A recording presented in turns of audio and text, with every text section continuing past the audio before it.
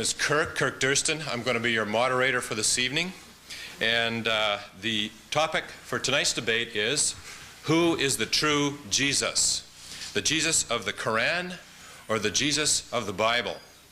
And I think this event epitomizes for me what is best about academic freedom. The free exchange of ideas and discussion of those ideas, even highly controversial ideas, in a collegial manner, in a way that people who are contemplating what is true can listen to these things and go home and think about them and discuss them with their friends afterwards. And that's part of our goal tonight. Next thing I'd like to do is to thank the people who have sponsored this event. First of all, the Muslim Student Association. Secondly, the Islamic Info and Dawah Center International. And finally, Campus Crusade for Christ. Our debaters this evening are Mr. Shabir Ali and Dr. William Craig. Mr. Ali is married with 4 children. He has a BA in Religious Studies from Laurentian University. He's also president and founder of the Islamic Information and Dawah Center, Toronto. And he's mostly self-taught in the area of comparative religion. Dr. William Craig is a research professor of philosophy at Talbot School of Theology in La Mirada, California. He lives in Atlanta, Georgia with his wife, Jan, and their 2 teenage children, Charity and John. He holds a PhD in philosophy from the University of Birmingham, England, and a doctorate in theology from the University of Munich. The format is Dr. William Craig will start first with an 18-minute opening argument for his position, followed by Shabir Ali with 18 minutes for his position.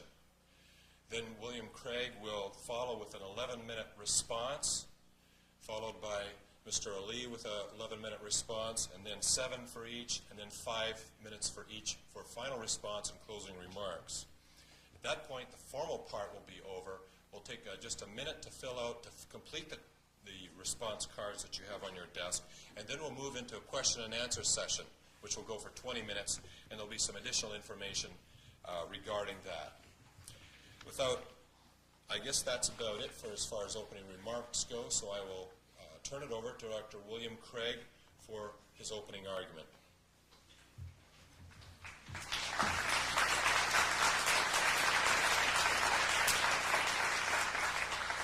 Thank you, and good evening.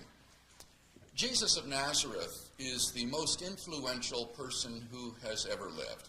20 centuries after his death, he continues to exert his power of fascination over the minds of thinking men and women. But who was Jesus, really?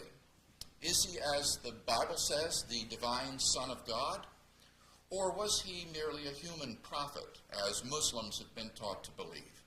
Who is the real Jesus? Well, I propose to answer that question tonight as an historian.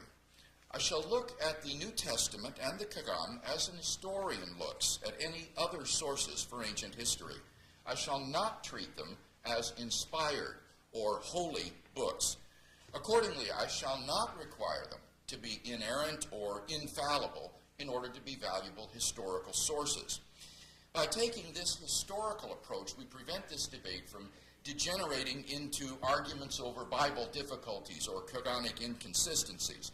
The question is not whether the sources are inerrant, but whether they allow us to discover who the historical Jesus really was. Now, in order to determine who the historical Jesus really was, we need to have some objective criteria for assessing our sources. Professor John Meyer, an eminent New Testament historian, lists the following 4 criteria. 1, multiple independent sources.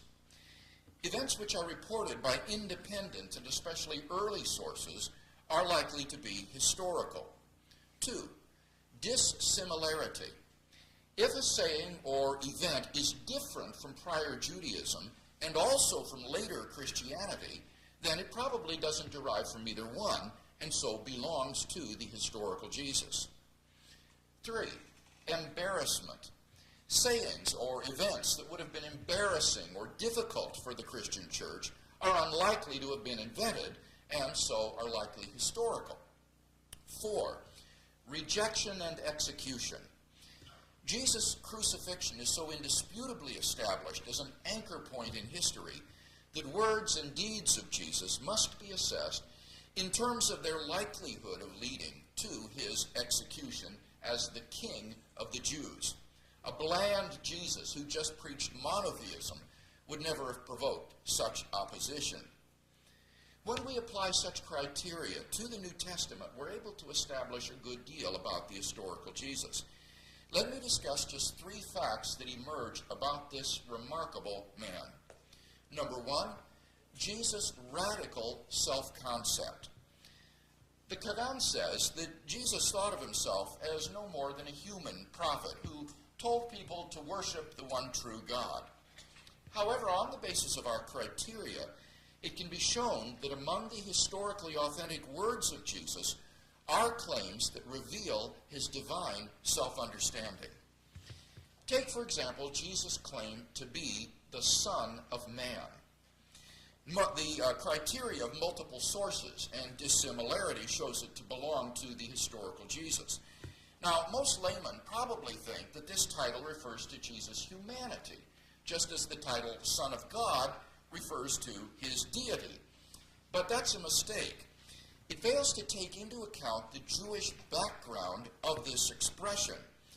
In the Old Testament book of Daniel, chapter 7, Daniel sees a vision of a divine human figure coming on the clouds of heaven, to whom God will give everlasting authority, glory, and dominion. No mere human being could be accorded such status, for this would be to commit the sin which Muslims call shirk, that is, giving something which properly belongs to God alone to someone else. Yet this is the status which Jesus claimed for himself. Probably the most famous Son of Man saying by Jesus comes at his trial before the Jewish Sanhedrin. I quote from the Gospel of Mark. Then the high priest stood up and asked Jesus, "Are you the Christ, the Son of the Blessed One?" "I am," said Jesus, "and you will see the Son of Man sitting at the right hand of the Mighty One and coming on the clouds of heaven." The high priest tore his clothes. "You have heard the blasphemy. What do you think?" They all condemned him as worthy of death. Every Muslim would have to agree with the high priest and the council that Jesus had committed blasphemy worthy of death, in that he had made himself equal with God. Not only did Jesus claim to be the Son of Man, but he also thought of himself as the unique Son of God. Jesus' self-understanding as God's special Son comes to expression in his parable of the tenants of the vineyard, which even the radical, skeptical critics like those in the so-called Jesus Seminar recognize as authentic. In this parable, the vineyard symbolizes Israel. The owner of the vineyard is God. The tenants are the Jewish religious leaders, and the servants are the prophets sent by God. In Mark 12, verses 1 to 9, we read, "A man planted a vineyard and rented it to some farmers. At harvest time, he sent a servant to the tenants to collect from them some of the fruit of the vineyard. But they seized him, beat him, and sent him away empty-handed. Then he sent another servant to them.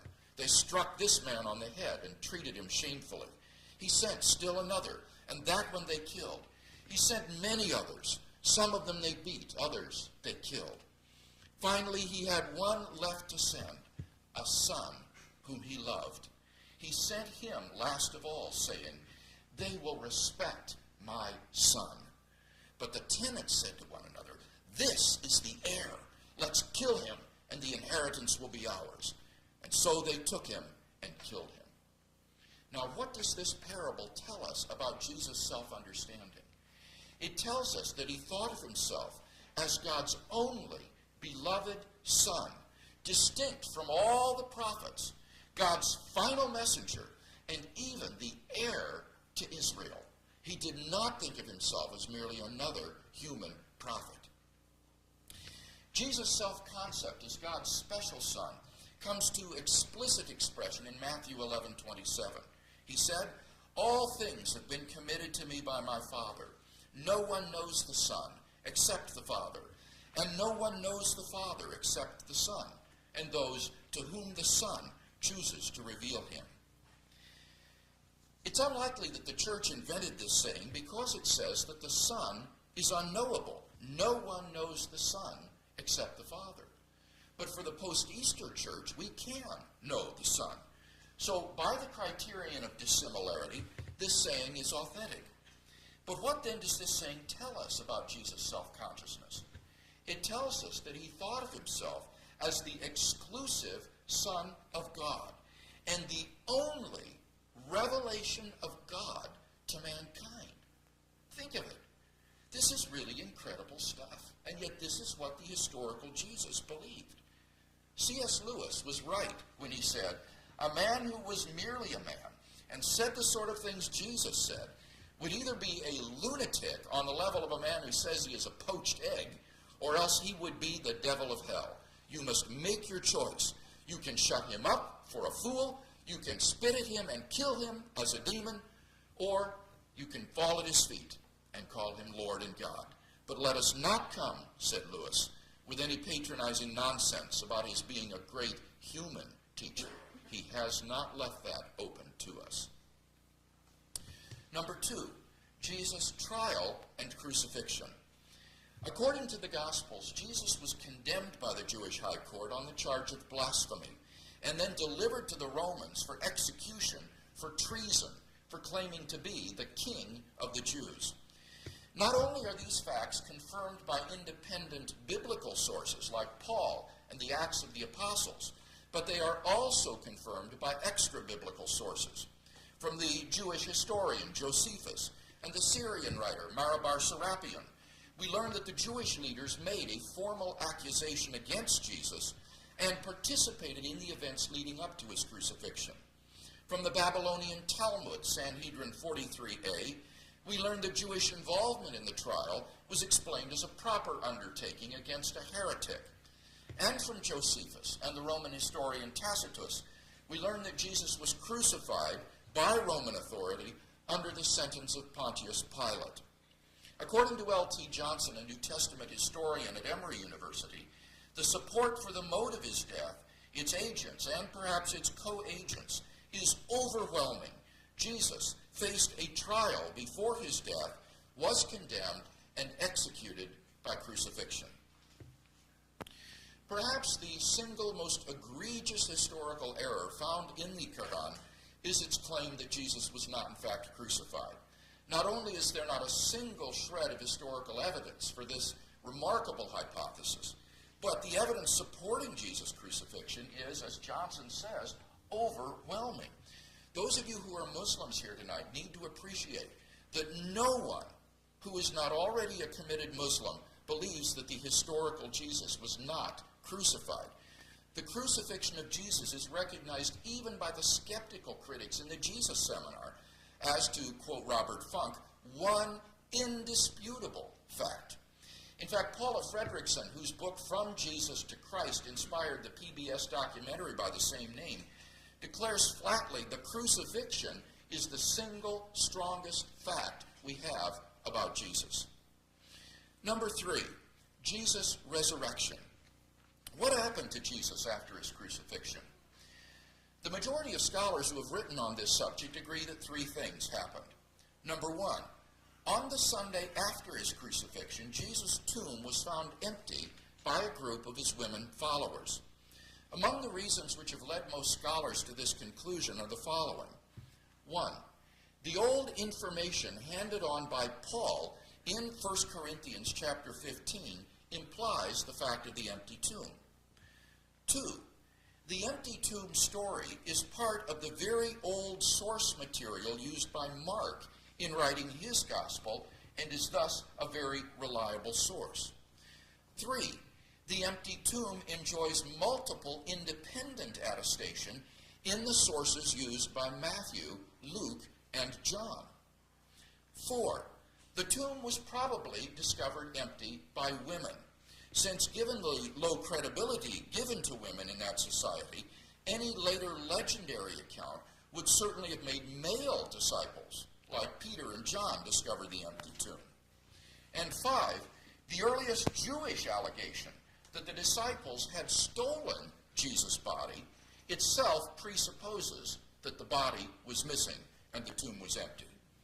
Now, I could go on, but I think enough has been said to indicate why, in the words of Jakob Kramer, an Austrian specialist on the resurrection, by far most exegetes hold firmly to the reliability of the biblical statements concerning the empty tomb. Number two, on multiple occasions and under various circumstances, different individuals and groups of people experienced appearances of Jesus alive after his death. This is a fact which is virtually universally agreed upon by New Testament scholars for the following reasons. First, the list of eyewitnesses to Jesus' resurrection appearances, which is quoted by Paul, guarantees that such appearances occurred. These included appearances to Peter, the 12 disciples, 500 Christians at one time, James, the younger brother of Jesus, and Paul himself, who had been a persecutor of the early Christian church. And secondly, the appearance narratives in the Gospels provide multiple independent attestation of these appearances. Now, at this point, I'd like to pause to issue a corrective on something that Shabir Ali said in our debate Monday night on the resurrection of Jesus. He asserted, according to the great late New Testament scholar Raymond Brown, that there was only one original resurrection appearance, not a multiplicity of them. I knew that Brown was too intelligent a scholar to have held such an opinion, and so I went and checked out the source myself. And as I suspected, Shabir has misunderstood what Professor Brown says. In his commentary on the Gospel of John, what Brown in fact says is that a more biblical approach is to suppose that one basic appearance underlines all the main Gospel accounts of the appearances to the 12, regardless of whether this is located in Galilee or Jerusalem. But Brown does not affirm the absurd conclusion that that Jesus never appeared to Paul, for example, or to James, or the 500 brethren, or Mary Magdalene. On the contrary, even the skeptical German New Testament critic Gerhard Ludemann concludes it may be taken as historically certain that Peter and the disciples had experiences after Jesus' death in which Jesus appeared to them as the risen Christ. And finally, fact number three, the original disciples suddenly and sincerely came to believe that Jesus was risen from the dead, despite their having every predisposition to the contrary. Think of the situation the disciples faced following Jesus' crucifixion. Number one, their leader was dead, and Jews had no expectation of a Messiah who, instead of triumphing over Israel's enemies, would be shamefully executed as a criminal. Number two, according to Old Testament law, Jesus' execution exposed him as a heretic, a man literally accursed by God. And three, Jewish beliefs about the afterlife precluded anyone's rising from the dead to glory and immortality before the general resurrection at the end of the world. Nevertheless, the original disciples suddenly came to believe so strongly that God had raised Jesus from the dead that they were willing to die for the truth of that belief. Luke Johnson states, some sort of powerful, transformative experience is required to generate the sort of movement earliest Christianity was. And N.T. Wright, an eminent British scholar, concludes, that is why, as a historian, I cannot explain the rise of early Christianity unless Jesus rose again, leaving an empty tomb behind him. So in summary, there are three facts agreed upon by the majority of scholars who have written on this subject: the discovery of Jesus' empty tomb, his post-mortem appearances, and the origin of the disciples' belief. I think that the best explanation of these three facts is that the disciples were right. God had raised Jesus from the dead. This has enormous theological significance. As the German theologian Wolfhard Pannenberg explains, the resurrection of Jesus acquires such decisive meaning, not merely because someone or anyone has been raised from the dead, but because it is Jesus of Nazareth, whose execution was instigated because he had blasphemed against God. If this man was raised from the dead, then that plainly means that the God whom he had supposedly blasphemed has committed himself to him. In summary, then, on purely historical grounds, we've seen, number one, that Jesus of Nazareth possessed a radical self-concept as the unique Son of God and the Son of Man, that he was tried, condemned, and crucified for his allegedly blasphemous claims, and third, that God raised him from the dead in vindication of those claims.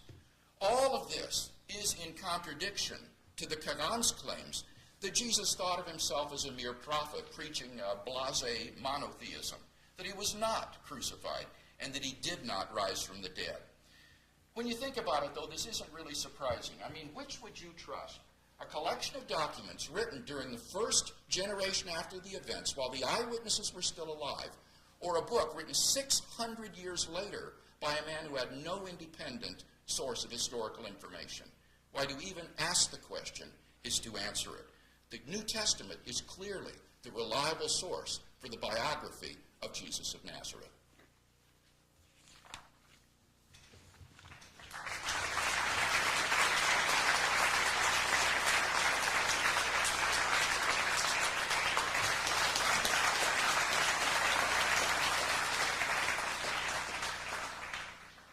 Thank you, everyone. Thank you, Dr. Craig. I begin by praising God, and I ask him to guide us to know the truth, to show us the truth as truth, and help us to accept that, and to show us falsehood in its true colors, and help us also to stay away from that. It is my commitment to you tonight that if I understand what Dr. Craig is presenting to be the truth, then I will accept that. And I hope that we're all listening and learning with an open-minded attitude that the truth is the truth wherever it comes from, and that we should accept it no matter what. We want to understand then, who really was Jesus? Is Jesus properly represented in the Qur'an, or is he properly represented in the Bible? Well, to a certain extent, the Muslim will answer both. The Jesus of the Qur'an and the Jesus of the Bible is one Jesus that both Muslims and Christians should believe in. Muslims believe from the Qur'an that Jesus was a mighty prophet. He came among the Jewish people, and that his disciples were also from among the Jewish people. Some of the Jewish people believed in him, some disbelieved him. And for Jesus to be properly understood, Jesus has to be seen against the background of the revelations that came before him, to prophets like Moses, who came before him. And so his teachings had to be in accord with the teachings which were left by Moses and others. In other words, then, Jesus could not have preached a faith which is radically different from the faith which was taught by God's prophets prior to Jesus. And in fact, when we look around at historical reconstructions of who Jesus was, we find very much among historians that Jesus is to be understood as a Jewish prophet. In fact, some have suggested some way out things, like Burton Mack talks about Jesus being a cynic, sage, or something like that. But his position has not won widespread acceptance in scholarly circles, such as, for example, the position of E.P. Sanders, which holds that Jesus was a Jewish apocalyptic prophet. So the Quran, by presenting Jesus in this way, is in fact presenting us with that real historical Jesus. I want to ask a further question as to whether or not the Jesus of the Quran is entirely believable. Now, historians will look at historical figures, and they will tell us where this person went, where he came from, where he lived, and where he died, and so on. Excuse me. Historians tell us where things fall. But not why things fall. Historians can only tell us where Jesus lived and walked, but historians cannot tell us that Jesus was the Son of God or that he was not the Son of God. This is a theological question. So I approach our study today not only as a historian, but also as a student of religion. I want to know, what should I believe about Jesus? Now, the Quranic Jesus is one whom I find to be entirely believable. I do not have any difficulty with believing in the Jesus of the Quran. The Quran tells me that Jesus was born of a virgin. I believe that. A historian might say, well, wait a minute, you cannot believe that because nobody else has been born of a virgin. We don't see that happening around us. And I say, well, I have faith in God. I believe that with God, anything is possible. God could cause Jesus to be born of a virgin. The Quran also affirms many miraculous deeds of Jesus, that he would raise the dead, that he cured the leper, that he healed the blind. The Quran tells us something interesting regarding the end of Jesus. Without going into details, the Quran tells us that God rescued Jesus from the plot of his enemies and raised him to himself. This raising here seems to resemble the Christian belief that Jesus ascended into heaven. And so it seems that finally we're both asserting that Jesus remains alive. Muslims and Christians also believe that Jesus will be coming again. It seems then that on some very crucial points concerning Jesus, our faiths intersect. Where we differ, however, is on the Christian claim that Jesus, on whom be peace, said that he was the Son of God, in a sense that makes him a divine person, the second person of the Holy Trinity. The Jews would have seen this as blasphemy if the Christ had actually claimed this. And in fact, I understand from Dr. Craig's apologetic that in fact this is how the Jews had understood it. And it's not that the Jews misunderstood. According to Dr. Craig, this was according to the Old Testament law. And who gave them that law? God himself. Muslims would say, no, Jesus never committed blasphemy. He was a righteous servant of God, a prophet, true from beginning to end and everywhere in the middle. Now I find then that believing in the Jesus of the Quran is not entirely difficult. I do not have to prove to a skeptic that Jesus of the Quran was true. After all, we cannot prove our faith, can we? We have faith. I can only say to the skeptic that the main representation of Jesus, the portrait of him as Jewish prophet that emerges out of the Quran, is believable. And that there is nothing in history that actually contradicts this main portrait of Jesus. And so there is no rational grounds on why I should refuse to believe in this Jesus. Now let's look at the Jesus of the Bible. As I studied the apologetic of Dr. Craig and some other apologists for the Christian faith, I found that the resurrection of Jesus from the dead is presented as a solution to a problem. And I want to understand the problem a little bit more with you.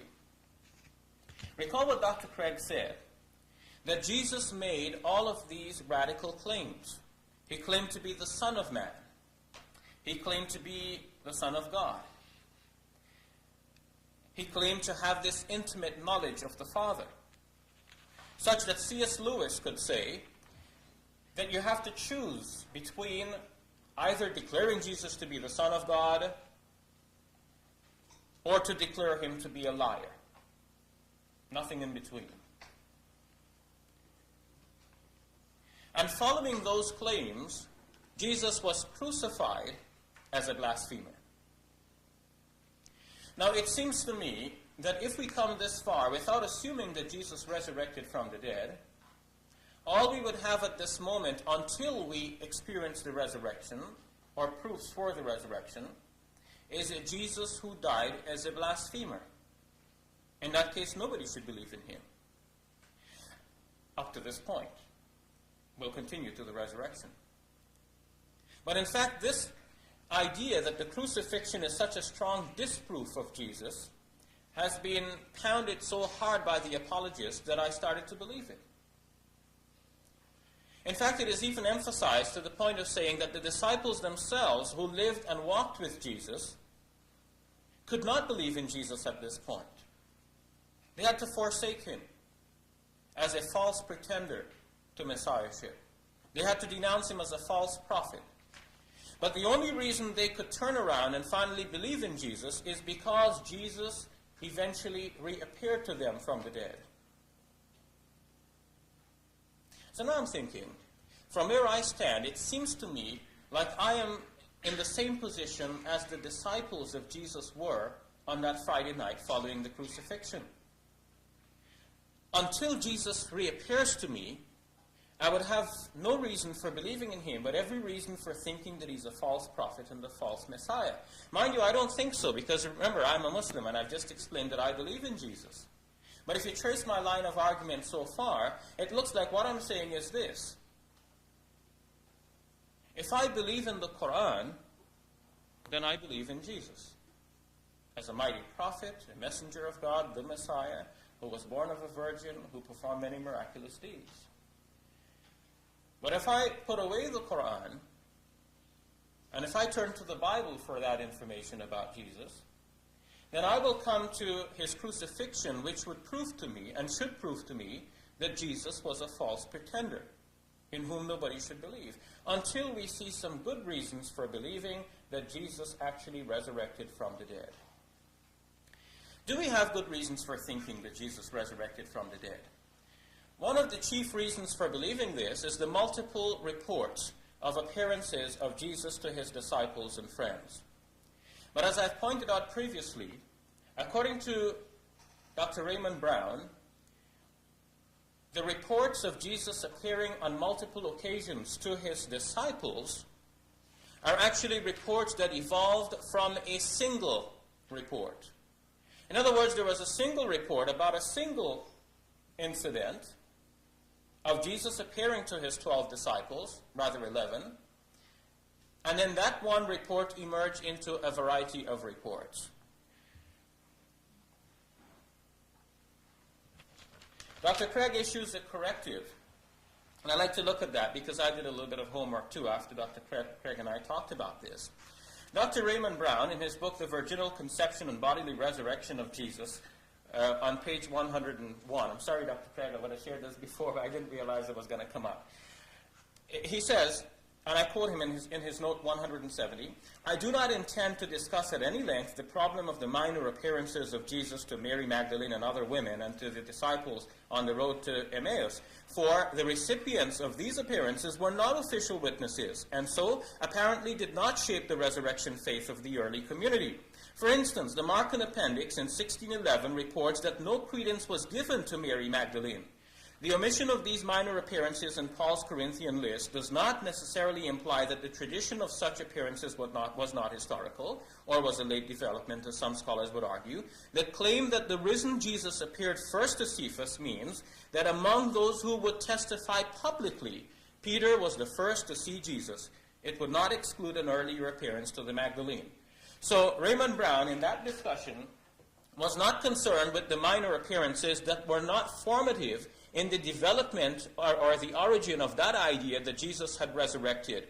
Recall that our discussion, for those of you who were there on Monday night, was on the question of what formed or caused the development and origin of this belief among the disciples. And it was not the resurrection appearance to Mary Magdalene or to anyone else. It was the appearance to the disciples themselves. And how many appearances were they? Dr. Craig would want to argue that there were multiple appearances, and I find support from Raymond Brown that, in fact, there was only one appearance. And there is a crucial problem regarding this appearance report. Where exactly did Jesus appear to his disciples? Was it in Galilee or was it in Jerusalem? If it were in Jerusalem, then Jesus, when he appeared to his disciples, specifically said, "Do not leave the city until the power comes to you from on high," which we know came at Pentecost, 50 days later. So there was no chance for the disciples to have gone to Galilee unless they disobeyed Jesus' instruction. And if Jesus had first appeared to them in Galilee, as would be reported in Matthew chapter 28, then in that appearance we see the disciples doubting that this was actually Jesus that appeared to them. But nevertheless, Jesus gives them the Great Commission.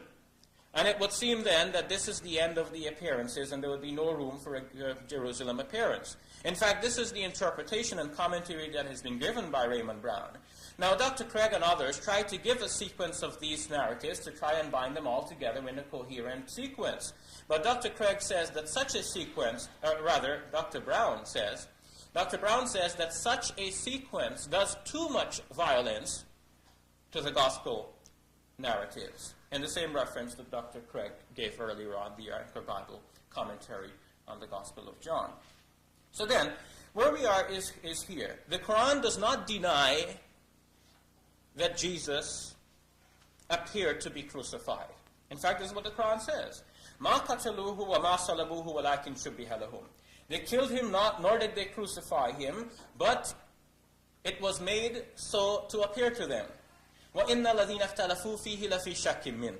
As for those who differ concerning him, They are in doubt concerning him, or concerning it, concerning the matter of the crucifixion. مَا لَهُمْ بِهِ مِنْ عِلْمٍ إِلَّا اتِّبَاعَ الظَّنِّ. They have no knowledge concerning it except that they follow a conjecture. وَمَا قَتَلُوهُ يَقِينًا. They did not definitely kill him. بَلْ رَفَعَهُ اللَّهُ إِلَيْهِ. On the other hand, God raised him to himself. وَكَانَ اللَّهُ عَزِيزًا حَكِيمًا. And surely God is mighty, he is wise. There have been many interpretations of this passage in the Qur'an from Surah 4, verse number 157. Some commentators have held that someone else was made to look like Jesus, and that someone else was crucified. Another interpretation that is gaining plausibility among Muslim scholars in modern times is the interpretation that, in fact, while it appeared that Jesus was being crucified, in fact, they did not succeed in killing him by crucifixion.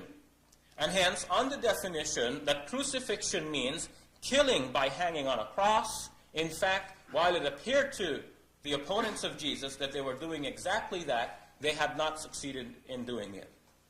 Now, I present this as a plausible hypothesis which would take into consideration the fact of the trial and the execution by hanging him on the cross, and the discovery of the empty tomb. And I would like to posit that if we take the earliest narratives, like, for example, the Markan narrative, especially in its pre-Markan form, then that narrative would be in harmony with this plausible interpretation of the Quran. And in that case, what we would have is the Jesus of the Quran that is believable from beginning to end, a Jesus in the Quran that does not contradict the historical findings. And on the other hand, we would have the Jesus of the Bible who cannot be believed in unless it can be proved that he actually resurrected from the dead. Now, to prove that he is resurrected from the dead, one has to have reliable reports. But we've already seen that first, the reports are so contradictory that if one were to read them and carefully study them, it becomes difficult to believe in these reports. Second, even though the reports tell you that Jesus appeared to his disciples, notice something that I said before. In Matthew 28:17, it says that when Jesus appeared to his disciples on that mountain in Galilee, they saw him and they worshipped him, but some doubted. One Bible translation says some were not sure it really was Jesus. And another translation says they doubted, which I take to mean that they all doubted. And if we study all of the reports carefully, we see that the doubt was a persistent one. That seems to survive in many of these reports, even in the Gospel according to John, where it appears that John is covering up that doubt. Nevertheless, we can read between the lines and we find that the doubt still remains. So if we have a variety of reports that tell us that Jesus rose from the dead, they cannot agree with each other, rendering them difficult to believe. And even if we were to take the narratives at face value, they're telling us that Jesus appeared, but he could not be positively identified. How could we then be certain that we have proof that Jesus resurrected from the dead? And so recall where we came so far. If I believe in the Quran, I would believe that Jesus is believable. Jesus is a prophet, a messenger of the mighty God. If I were to put the Quran away and examine the Bible and try to believe in Jesus, I would come to a point where I understand that Jesus is a false prophet, he is a blasphemer, a false Messiah. Only if someone can show me that Jesus actually resurrected from the dead can I believe in the biblical Jesus. So I put before you that the Quranic Jesus is believable, and the biblical Jesus has this problem that I hope that Dr. Craig will shed some light upon. Thank you.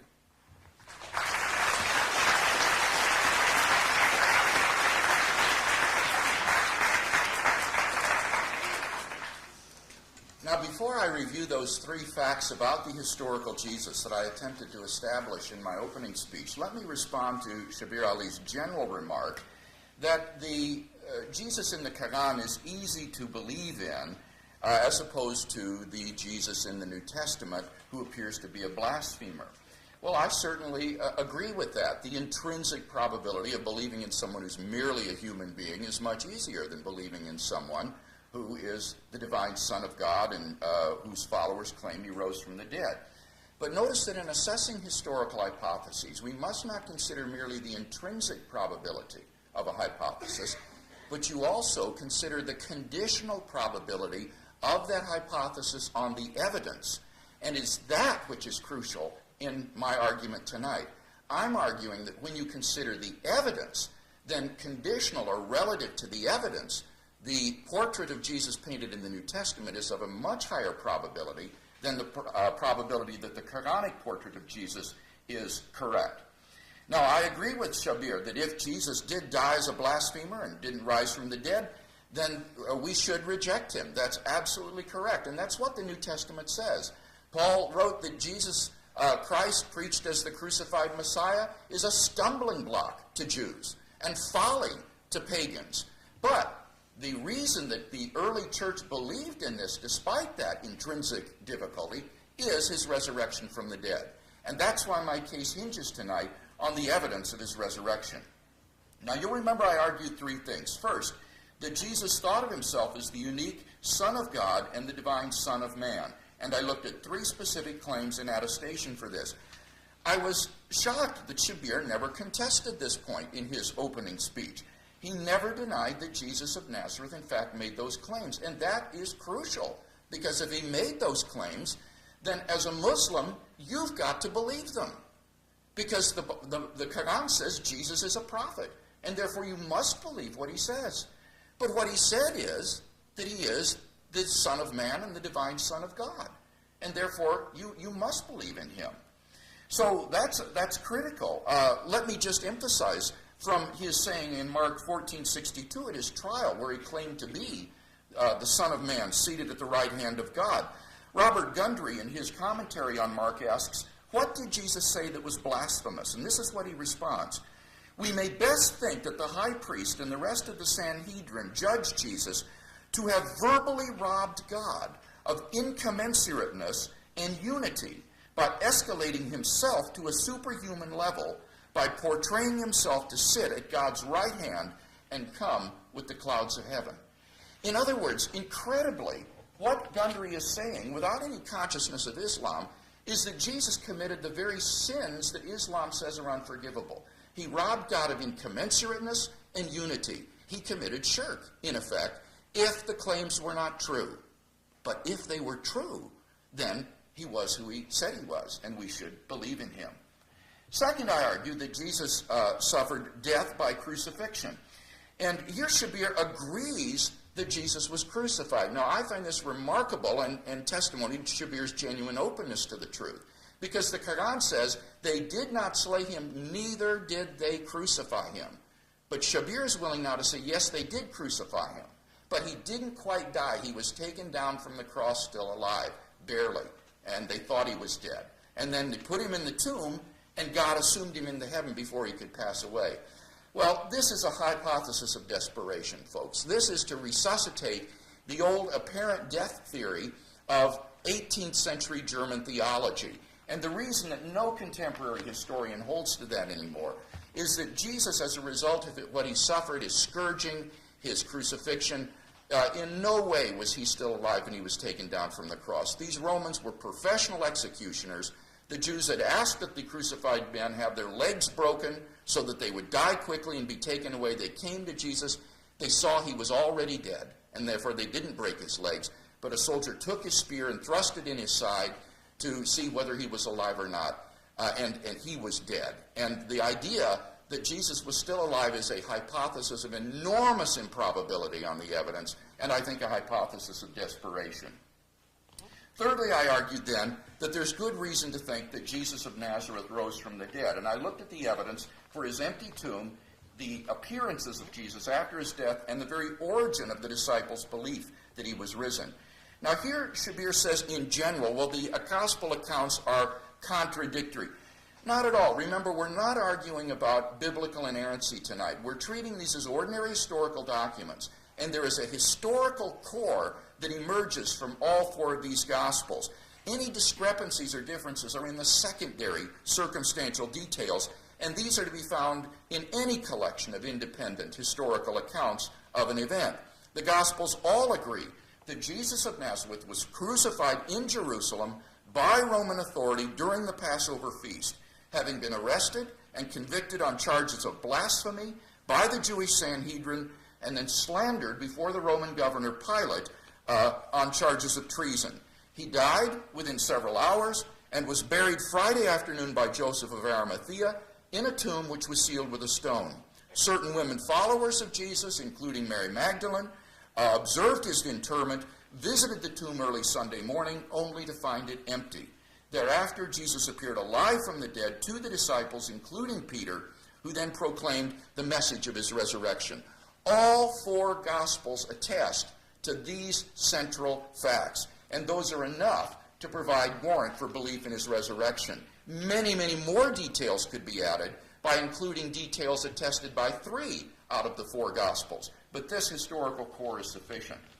First of all, I looked at 5 lines of evidence for the empty tomb, and again, Shabir doesn't deny the empty tomb because he thinks that God miraculously took the body of Jesus into heaven before Jesus could die in the empty tomb, so we agree with that.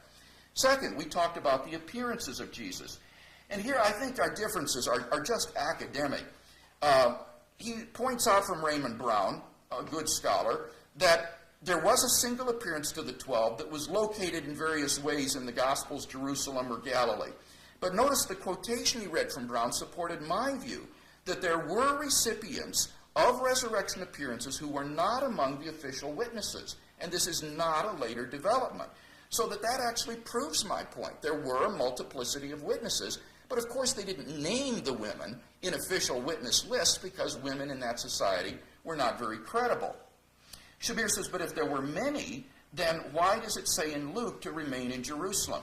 As I.H. Marshall, New Testament commentator on Luke, points out, Luke offers a telescoped narrative where it makes it look like it all happened on Easter, even the Ascension. But when you read the book of Acts, which is Luke's sequel to his gospel, you find that in fact these appearances occurred over a 40-day period of time. And there's no reason to think that the disciples hadn't gone back to Galilee in the interim, just as is multiply attested in the other Gospels. In any case, though, as I say, these are quibbling. This is academic. The point remains that wherever they were located, there was a multiplicity of appearances of Jesus alive after his death. And you've got to explain those. Thirdly was the very origin of the disciples' belief. How did they come to believe that Jesus was risen from the dead, which contradicts all Jewish beliefs about the afterlife? You can't explain that, I think, in the absence of the resurrection. Kenneth Craig, the great Islamicist, has written, Muslim writers confront a deep historical problem since they are obliged to explain the impact of Jesus in terms of his teachings only. The place where the resurrection stands is for Islam a blank, yet its sequel cannot be ignored, even if, on the Muslim view, it has to be a sequel without a properly total source. N.T. Wright says the same thing. Without the resurrection, there is a gaping hole in the middle of first century history that nothing else can plug. I think that the best explanation of these facts is that the disciples were right, that Jesus had raised from the dead. But Shabir offers an alternative explanation. He says God assumed Jesus immediately into heaven. Let me quickly mention some objections to this view. Number one, merely visionary appearances cannot explain the origin of belief in Jesus' resurrection. As the German theologian Hans Kessler said, the idea of an isolated resurrection prior to the end of the world goes against all Jewish modes of thought. So why, if they had visions of Jesus, as Shabir imagines, would they proclaim his resurrection rather than his assumption into heaven? He hasn't been able to show his hypothesis can explain the origin of their belief in the resurrection, contrary to Jewish beliefs. Secondly, the New Testament consistently draws a distinction between resurrection appearances of Christ and mere visions of Christ. The appearances of Christ ceased after a brief period of time, but visions of Christ continued on in the early church, and in Muslim nations, many people still have visions of Christ today, through which they've come to believe in him. But these aren't resurrection appearances. How can you explain the difference unless the appearances were in fact bodily, physical appearances, not mere visions. Finally, 2 theological objections to Shabir's point. Number one, it comes too late to assume Jesus into heaven when he's already in the tomb. He's already suffered humiliation, suffering, and shame. And there is no point now in rescuing the prophet when he's laid in the tomb more than half dead. It's too little too late.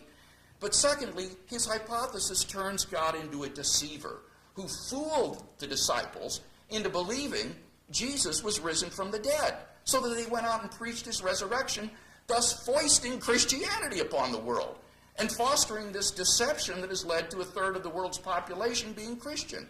So his hypothesis turns God into a deceiver, which is theologically unobjectionable.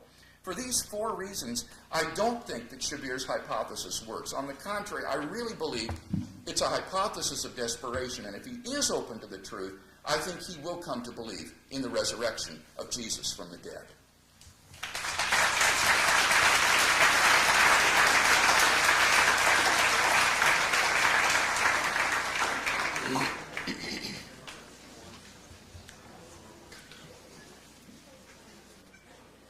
Hello again. Yes, Dr. Craig, I am still open to the truth and I'm listening.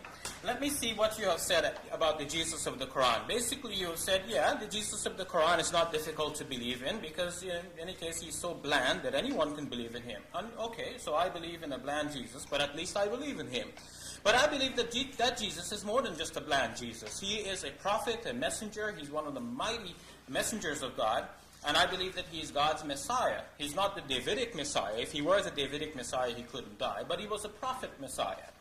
The Dead Sea Scrolls, as reported in the New Jerome Biblical Commentary on page 1323, affirm that the Jewish expectation had a looking forward to 3 different messiahs: a prophet Messiah, a priestly Messiah, and a Davidic Messiah. Notice that the Gospels have Jesus representing all 3 somehow, but if he were the Davidic Messiah, he could not die. If he were the Davidic Messiah, he had to sit on the throne and rule over Israel. This we know he has not done. So Jesus in the Quran, to me, is a great Jesus, and I believe in him and I love him. Now, are there any objections to my proposal that Jesus did not die on the cross? Dr. Craig thinks that there are some objections. Why would the disciples proclaim the resurrection of Jesus? Well, in answer to that, I say that we do not in fact know what exactly the disciples preached, even though many people may be confident already that we do know. But recall, what we read about the disciples is in the Acts of the Apostles, a document which, according to Raymond Brown, was written around the year 85. In fact, there is a widespread scholarly consensus of a date somewhere between 80 and 90. This would make it about 55 years after the crucifixion. And it is said that the gospel, or rather the author of Acts of the Apostles, wrote down not historically what the disciples actually preached, but what Luke in his day thought that the disciples would have preached. Naturally, the preaching is stylized according to the later Christian belief that has evolved towards the end of the first Christian century. But when we study these reports, we look for things which are there, which rub against the grain. And we think that the writer did not have a personal interest in reporting that. If we look at these reports, we see that the preaching of the earliest disciples used as a core a reference to the 16th Psalm. And when you go to that psalm, we see that this psalm actually speaks about somebody who had a close brush with death, but didn't die. For example, the New Jerusalem Bible, in a footnote on page 827, says that his lively faith and total commitment to God call for a union that defies dissolution. Hence, he must pray to escape death, which would break that union. Moreover, the New Jerome Biblical Commentary explains the meanings of the key Hebrew words there. And further on, we read in the Interpreter's one-volume commentary on the Bible, and this is important. Speaking about the psalmist here, it says, after a close brush with death, the poet rejoices, and so on. So I take it that the earliest belief was that, in fact, Jesus did escape death. No, he did not die. So we cannot say that we know that the disciples proclaimed the resurrection from the dead. What is more likely is that the disciples proclaimed that after Jesus had been put on the cross, Jesus is now alive again. Now, Dr. Craig says these were not mere visions. Well, whatever they were, whatever the disciples experienced on that one occasion that Raymond Brown talks about, it is possible that the disciples saw a vision which was so strong, which was so convincing, which was so assuring that Jesus is alive, that they were able to go forward and proclaim their faith in the Christ. Muslim commentators on the Qur'an, in Surah 3, verse number 55, where it says, إِذْ قَالَ اللَّهُ يَا عِيسَى إِنِّي مُتَوَفِّيكَ وَرَافِعُكَ إِلَيَّ. When God said, "Oh Jesus, I'm going to take you and raise you to myself." Muslim commentators have said that this refers to God raising Jesus into heaven, after which God granted a vision to the disciples because they were saddened at the parting of the Messiah and they wanted to be satisfied. God satisfied them by showing them a vision of the Messiah. So with that vision, they were not deceived. We do not believe that God deceived the disciples, but we believe that God rescued Jesus from the plots of the enemies. And if anyone failed, and if anyone had their plots turned against them, it is the enemy. And they just simply got what they deserved. But on the other hand, the disciples of Jesus had the satisfaction that they needed. Dr. Craig says, well, wait a minute, there would be no point to letting Jesus suffer a part of the way on the cross and then saving him. But notice that in Christian theology, Jesus suffered all of the way and then God saved him. So I do not feel that there is any rational objection here to the Muslim understanding that God rescued Jesus and saved him from his enemies. Now Dr. Craig says that he had put out 3 facts, and to his fact number 1, he was surprised that I did not reply. He said Jesus made all these claims which amount to blasphemy in the Old Testament law. But notice that I did reply to that in 2 ways. First, in presenting the Muslim understanding, I presented Jesus, who has to be understood as a historical person who lived in Palestine and who was well within the Jewish tradition. He could not have preached something which is radically different from the faith which was represented by the prophet Moses before him. And so Jesus could not have made these radical claims. It would just be theologically impossible from that point of view. Second, if Jesus had actually made these claims, then we're starting with a Christ who blasphemed. And once he died the death of a blasphemer, there would be no reason to believe in him. But the only reason we can believe in Jesus is because we know that Jesus is true and he did not blaspheme. Notice that if you take the view that he had blasphemed and he died as a blasphemer, there is no reason for thinking that God would want to raise him from the dead. And yet, in Dr. Craig's best apology for the resurrection of Jesus from the dead, he admits that the weakest part of his hypothesis is it is ad hoc in that it assumes that God exists. It is not a historical hypothesis. It is not a naturalistic hypothesis. He says that it would be so impossible for Jesus to just simply spontaneously come back to life that you may as well suppose that E.T. came and stole away his body. But only on the hypothesis that God exists can you assert now that God raised Jesus back to life. It is a theological hypothesis. But I would like to add and clarify, not only do we need for God to exist, but we have to have a God who wants to raise Jesus back from the dead. And if you have a man who died as a blasphemer, according to your explanation, then on what theological basis should we assert that God would want to raise this person back to life? Notice what Dr. Craig has said. By raising Jesus back to life, God had actually vindicated all of the claims of this man. And God is showing that what he said was actually true. But if God gave a law which says that if a man comes and makes these claims, he's a blasphemer, and then a man comes and makes those claims, then according to God's laws, he's a blasphemer, and there would be no reason for God to come to the defense of this man who is a blasphemer according to God's own law. You might say, well, wait a minute, but God did resurrect him from the dead, and that proves that he was not a blasphemer. But notice that we cannot reverse the logic. We cannot assume the very point which is at question. If we ask, how do we know that Jesus is true? Dr. Craig and others say, because God raised him from the dead. And if God did not raise him from the dead, we should conclude that he was a blasphemer.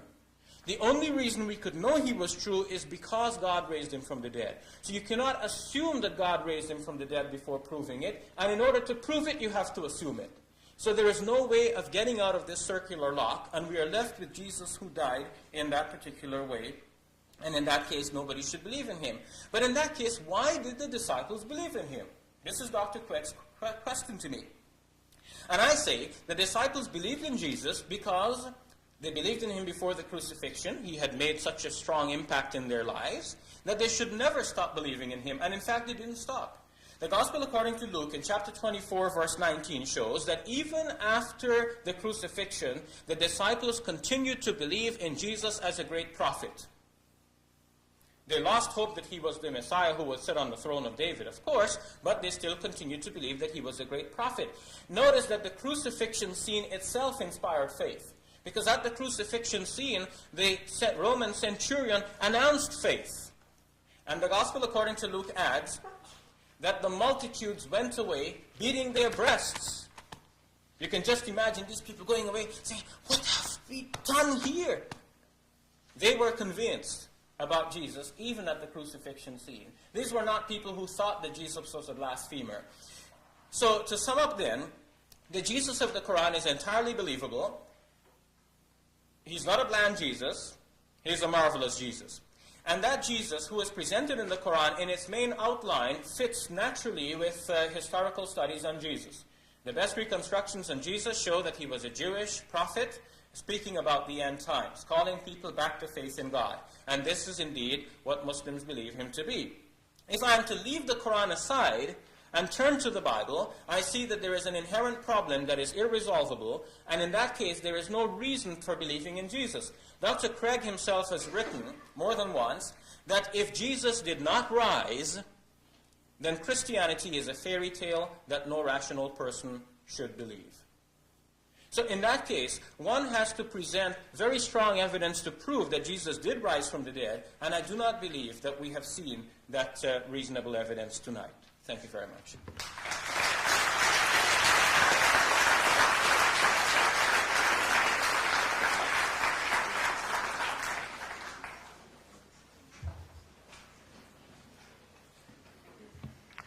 I've enjoyed tremendously the debates that Shabir Ali and I have had this week. And on this, the last night of our week of debating, I must say I'm stunned at the weakness of his response to the arguments that I've given. Consider the first one, that Jesus of Nazareth claimed to be the Son of God and the Son of Man. Shabir hasn't disputed this historically at all. He's not tried to dispute the authenticity of any of those sayings of Jesus that I offered you tonight. Instead, he gives a priori theological arguments, saying that you can't accept these because it's theologically impossible. Well, Shabir, you may have to change your theology in light of these events. That's the whole point. He says, but look, if Jesus died as a blasphemer, God would have no reason to raise him from the dead. But the point is, of course, is that he's not a blasphemer if he's telling the truth. And that's what the resurrection shows. Shabir says, but he blasphemed against God, and therefore, by Jewish law, he was a blasphemer. No, what the Jewish law says that any man who made these claims is blaspheming. But of course, the whole point is that this shows he wasn't merely a man, just as C.S. Lewis said. Instead, he doesn't fit the category of the blasphemer. He falls into the category of the Jewish martyr. And God has vindicated the Jewish martyr by raising him from the dead, revealing that those allegedly blasphemous claims were not blasphemous at all. And remember, Shabir has never denied that he made those claims tonight.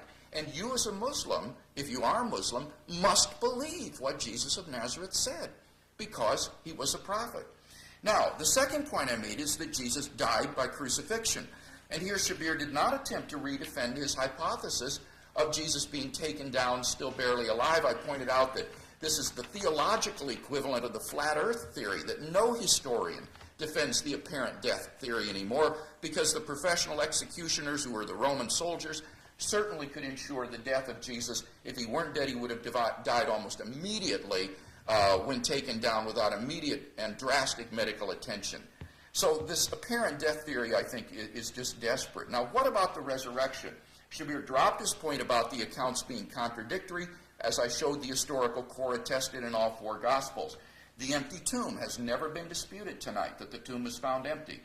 The appearances, he dropped his point there about the multiplicity of the appearances. Even his own scholars that he's quoted agree in a multiplicity of appearances after Jesus' death. What about the origin of the disciples' belief that he was risen? I showed there's a great hole in history on the Islamic view. Shabir responds, well, there were three kinds of messiahs. Not all were a Davidic messiah. But he must understand the argument here. Even if the disciples didn't stop believing in Jesus, say as a prophet, the point is that there's no anticipation of a dying, much less rising, Davidic Messiah. And that's what they later believed him to be. So you've got to explain the origin of that belief. And Islam can't do it because it doesn't have the historical antecedents to overcome his death as a blasphemer. Moreover, it never is able to explain how they came up with this un-Jewish idea that he was risen from the dead, when no one was supposed to rise from the dead until the general resurrection after the end of the world. The hole in history still remains. I then argued that the best explanation of these events is that Jesus, in fact, rose from the dead. And I offered a 4-point critique of Shabir's assumption into heaven hypothesis.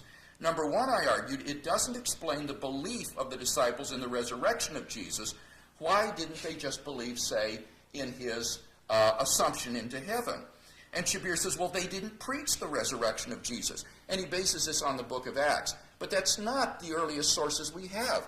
According to Helmut Kuster, who is a professor at Harvard University, it is the creedal formula cited in 1 Corinthians 15, which goes back to within 5 years after the crucifixion, that makes it probable that this understanding of the gospel was shared not only by the church of Antioch from the very beginning, but by those to whom Jesus appeared, such as Peter and James. What Paul preached, he says, was never the subject of controversy. Jesus' death and resurrection was the event upon which their common proclamation was based. In fact, James D.G. Dunn says it remains an indisputable fact that the earliest believers were absolutely convinced that they had seen Jesus risen from the dead. That was the message they preached. But you can't explain why they would preach that if they simply saw visions of Jesus. Now, my second point was that the New Testament consistently draws a difference between an appearance of Christ and a vision of Christ. We still have visions of Christ in the church today, but they're not resurrection appearances. And again, Shabir merely responded, maybe they had visions so strong that they continued to believe in him.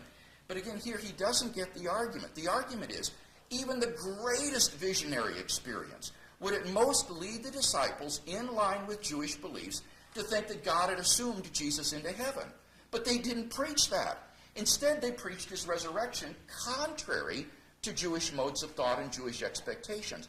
How do you explain that if all they had was mere visionary appearances rather than genuine resurrection appearances?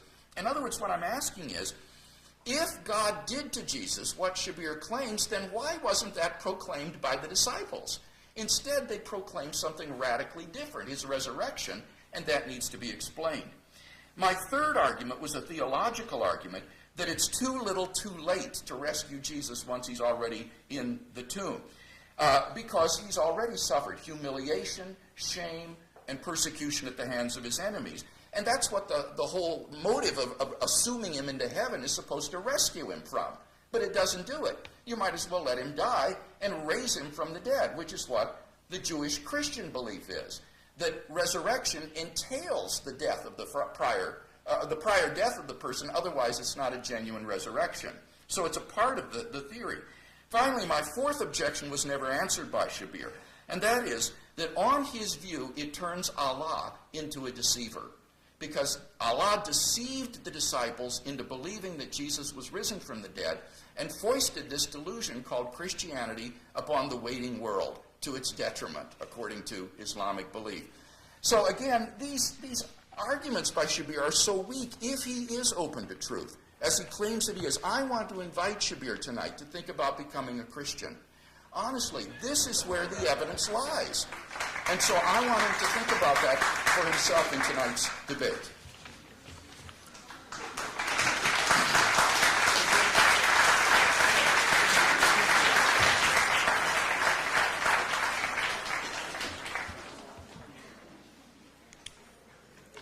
Thank you, Dr. Craig, for that engaging response, and thank you all for being so lively. I really appreciate that. It's fun. Actually, in some ways, I feel that I'm already a Christian. if being a Christian means an imitator of Christ, which is what the word really means, then every Muslim prides himself or herself in being an imitator of Christ. We believe that we have the same beliefs that Christ had. We believe in the same God he believed in. We worship the same God.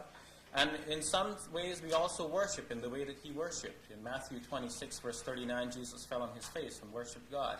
And Muslims do that even today. Now, more to the point. Dr. Craig says that Jesus claimed to be the Son of God. And I didn't answer the point, he says, because I have a certain theology. And I should change my theology. But notice, it is not a Muslim theology that says it is impossible for Jesus to have claimed this. It is the logic of Christian theology. Because Christian theology, or more to the point, Christian apologetics, has it that Jesus made these claims, which were blasphemous claims at the time, because nobody could have known at the time that he was the Son of God and that he deserved to make these claims. Judging by the Old Testament law, as Dr. Craig said right at the beginning, when Jesus made these claims could only have been judged to be blasphemous claims. And when he died the death as an obvious blasphemer. If anyone was deceiving anyone now, if Jesus was not a blasphemer, everyone must have been deceived at this moment in thinking that he is a blasphemer. But they would be deceived based on the Old Testament law itself. I would say they wouldn't be deceived. Jesus did not make blasphemous claims, and nobody was deceived into thinking that he was a blasphemer. He was not. But if you follow Christian apologetics, if you take that line of argument, then when he died, he must be judged as a blasphemer, and his own disciples who lived and walked with him made this conclusion at that point. The only reason they could reverse that conclusion is because they saw Jesus reappear from the dead. This is the Christian logic. Now, it means that we have to have a proof that is so overwhelming, so strong enough to make us reverse that judgment, and if we don't, then there is no rational reason for reversing that judgment. Now, Dr. Craig says that I did not try to explain my hypothesis of Jesus remaining alive. And he says further that no historian holds to that hypothesis, and I agree with that. No historian today says that we have found out that Jesus survived crucifixion. As far as historical inquiry is concerned, Jesus was killed on the cross, and he remains dead. It is not a historical conclusion that Jesus rose from the dead, or that God raised him alive into heaven. This is a theological conclusion. So my conclusion is theological. Dr. Craig's conclusion is also theological. Neither is strictly historical, as Dr. Craig himself admits about his own conclusion. But then, is my conclusion plausible knowing what crucifixion is all about? First, as Dr. Craig himself admitted on Monday night, unless Jesus was pierced in the side, you could not be sure he was actually dead. Now, this piercing of Jesus is mentioned only in John's Gospel, which is the least historical of the four, and many scholars think that John, in fact, introduced this idea for his own theological purpose, to match with a previous prediction from Zechariah, which says they will look upon the one whom they have pierced. Other interpreters have come to the rescue. Dr. Raymond Brown, for example, thinks that this spearing is actually historical. However, he does not think it is a spearing that would have pierced Jesus to bring out blood and water, as John's Gospel seems to indicate. He thinks that the verb that is used there indicates a kind of prodding that one would give to a sleeping person to make sure that he is not just simply sleeping, to wake him up if he were indeed sleeping. And Raymond Brown is puzzled by this because he wonders, why would the centurion want to do this knowing that Jesus was already dead? And this just simply indicates that it was not quite certain that Jesus had died on the cross. And so when the Qur'an says, وَإِنَّ الَّذِينَ اخْتَلَفُوا فِيهِ لَفِي شَكٍّ مِّنْهُ, when those who differ concerning it are in doubt concerning the matter, it seems that the Qur'an is absolutely right. Recall from Mark's Gospel, which is the earliest of the four, that Pilate had wondered if Jesus had died so soon. And he asked the centurion, and the centurion said, yes, he had died. And then Pilate gave permission to take his body down. Notice, however, that Pilate was interested not in killing Jesus, but in letting him go free. Notice that the centurion had faith in Jesus. Would he be interested in killing Jesus or letting Jesus go free? Notice also that Jesus was given a drink when he was on the cross. And according to Mark's gospel, the first time that drink was offered to him, it was mixed with myrrh. And according to Raymond Brown, herbalists in the ancient days noticed that myrrh can be used as an anesthetic. So if we put all of the pieces together, these and more, I think it is very historically plausible that Jesus did not actually die on the cross. Now, historians don't have to say, okay, but God raised him into life. Because historians would think, okay, if he didn't die on the cross, surely when they buried him under, 3 feet of dirt, he would be certainly dead. Or if you put him in a tomb and you roll a great stone against the tomb and you leave him there for 7 days, he would definitely be dead. But the circumstances were not such.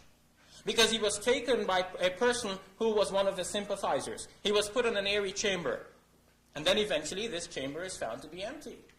Is it not possible that where history stops, God took over and God raised Jesus alive into heaven? I think that's quite plausible. And that would account for the empty tomb. It would account for the appearances, according to the commentary that has been given by Muslim commentators, that Jesus was shown to his disciples, so they believed in him, and they proclaimed that Jesus was alive. That would explain all of that. And the Jesus of the Qur'an is the believable Jesus. But if we reject that, then we're left with the Jesus of the Bible who died as a blasphemer, and nobody could actually prove that he resurrected from the dead, because in the first place you couldn't even prove that he were dead. Thank you very much.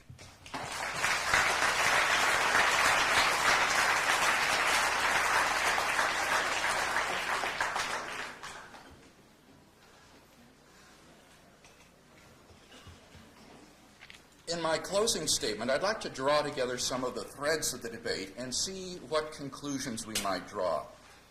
First of all, I think we can conclude that Jesus of Nazareth did claim to be the Son of Man, predicted by Daniel, and the unique and beloved Son of God. We've seen no evidence on the other side of the debate tonight. All of the evidence that's been offered is that Jesus of Nazareth made these claims. And Shabir has only responded that we would then need an overwhelming proof to show that he was not, in fact, a blasphemer. And I agree with that. In the absence of the resurrection, we would say this man was a blasphemer. Now, what that means is that you can't be a Muslim, because Muslim wants to say he was a good man, he was a prophet. But a prophet is not a blasphemer.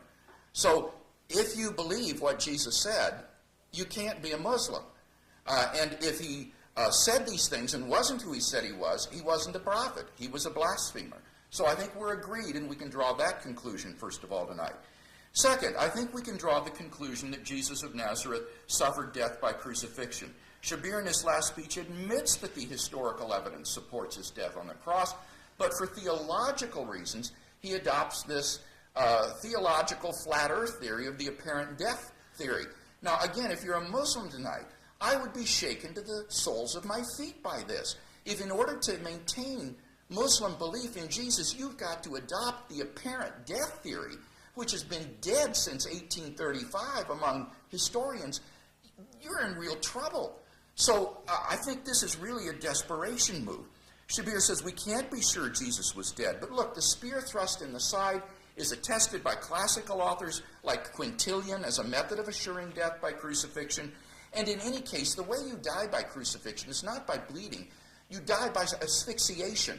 In order to breathe, you have to pull yourself up to breathe. And if you collapse back down again, you strangle to death because the lung cavity collapses. And Jesus, just hanging there in a dead position, would be dead after a couple of minutes because he would strangle to death. He couldn't breathe. He was clearly dead when he was taken down from the cross. Now, what about the resurrection? We've agreed tonight that the tomb was found empty. We agreed that after that, the disciples saw multiple appearances of Jesus.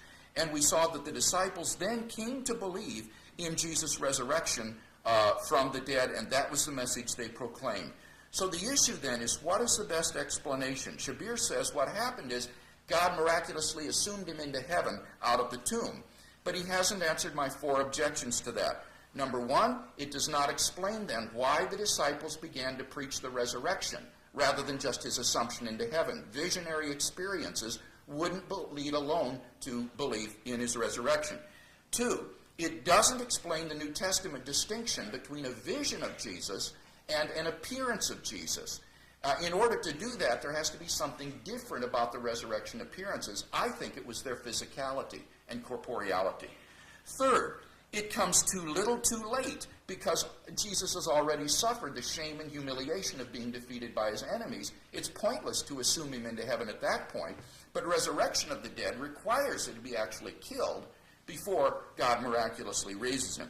And finally, number 4, Shabir's hypothesis turns Allah into a deceiver who tricked the world into believing Jesus was risen from the dead and thus into believing in Christianity. So again, I think that the evidence is so clear in tonight's debate. I want to close my speech by inviting you, if you're not already a Christian, to think about becoming a Christian. I wasn't raised in a Christian home or even a church-going family.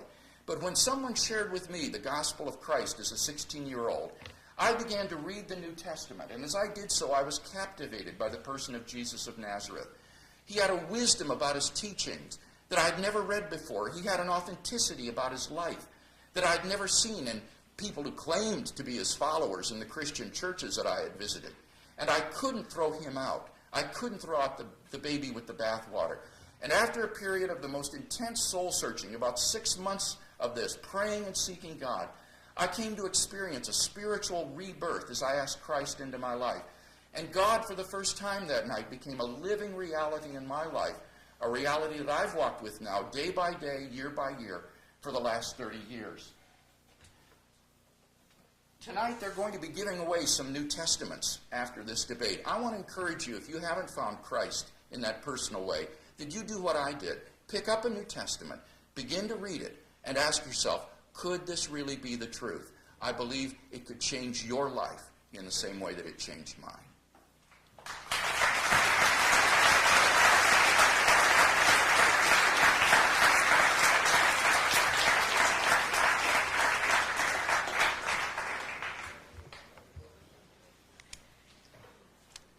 As we come to the final segment of my talk for tonight, I'd like to respond again to some of the points which I've already responded to several times before. It seems somehow that we are repeating ourselves, and in dialogue, we do need to listen to each other. Dr. Craig thinks I did not reply to his point about multiple appearances, but recall that I referred to a scholar, Raymond Brown, according to whom there was only one appearance to the 12 disciples. And according to Dr. Craig himself, Raymond Brown is one of the greatest New Testament scholars of our present time. So I'm quoting from a scholar of no mean reputation, and he has answered that point. Now, why would the disciples of Jesus have preached the resurrection? And I've said that what the disciples would have preached was that Jesus is alive. And that would accord with the plausible hypothesis that I put forward. What about the vision versus appearances? Well, the disciples would have seen a vision of Jesus that is so strong and so different from what later people would report that the disciples were so filled with faith and they were ready to go about and preach that Jesus was alive again. They always had faith in Jesus, and now they had the additional confirmation that the Messiah is alive. What about his suffering on the cross? Why would God rescue him after a little bit of suffering? Well, I've already said that that's in fact better than rescuing him after a whole lot of suffering, if you feel that suffering is a problem. So I do not see that there is a point here. And finally, I maintain that God did not deceive the disciples, because according to Muslim commentators, God showed the disciples a vision of Jesus, and hence the disciples were not deceived. When they went about preaching that Jesus was alive, that was a true preaching, and it was not a deception. Dr. Craig says that he maintained that Jesus said that he is the Son of God, and I did not respond to that. But folks, I think that I've responded more than once by saying, first of all, it is historically implausible that Jesus would have preached a faith which is radically different from the faith of Moses, for example. That Jesus lived within Jewish history, and he must have abided by the Jewish law. He could not have preached a faith which, according to Old Testament law, would make him out to be a blasphemer. It is just implausible. And theologically, I've shown not according to Muslim theology, but according to Christian theology, and more to the point, according to Christian apologetics, championed by Dr. Craig, Josh McDowell, Norman Geisler, and others, if we understand it properly, Jesus, on whom be peace, after making these claims, died the death of a blasphemer. And if he died the death of a blasphemer, I maintain that we have no good reasons for thinking that God would want to raise him from the dead. And yet, in order to maintain that God raised him from the dead, you can only assume it, you cannot prove it. And so, we are in a circular bit of reasoning there in order to prove that Jesus resurrected from the dead. We can only know that he was true if God raised him from the dead. And God would only raise him from the dead if he were true. But you tell me that he died as a blasphemer. In that case, why would God want to raise him from the dead, thus vindicating the claims of a blasphemer? That would be theologically just impossible. Not according to Muslim theology, but Christian theology. And so I think that that apologetic fails rather badly. Dr. Craig says that it is historically known that Jesus, or that, the crucified victims used to get a spear thrust. But the Roman authorities had a number of things they could do to a crucified victim. They could spare him, or they could spare him the sparing. Recall that Pilate was sympathetic towards Jesus. He, in fact, did not want to crucify Jesus, but he was pressed into doing that. If Pilate could omit one of the usual tortures, why not? And possibly he did omit that. That is why it is not reported in the earliest of the 4 Gospels, and only in the last of the 4. Dr. Craig says that the crucified victim would have been died after a couple of minutes. Is that what you said, Dr. Craig? A couple of minutes? After hanging a couple of minutes, yeah. I was surprised because actually what I read is quite different. John Russo and Rami Arav write, death was not always quick, and the victim might agonize for several days before dying. Josephus reports that, and so on, but several days before dying. I think that settles the matter for the time that I have. That's from Jesus and His World, a cultural and archaeological dictionary. So I think finally, folks, we have a choice between 2 Jesuses, the Jesus of the Qur'an and the Jesus of the Bible. In some sense, we can believe in them both, and we do. But in one sense, it is only the Jesus of the Qur'an that is really rationally commendable, and that is the one I commend to you tonight. Thank you.